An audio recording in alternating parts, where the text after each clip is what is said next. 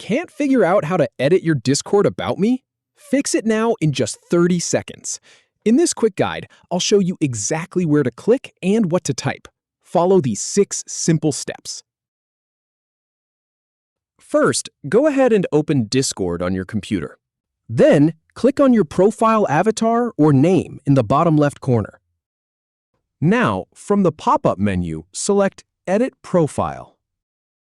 Next, click the About Me text box. In this video, it displays the placeholder text, Your Vibe in 5 words. Go ahead and type in your bio there.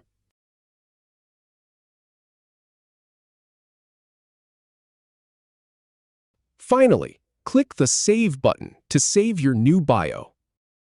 If you have any feedback or if any info is inaccurate, please leave a comment below.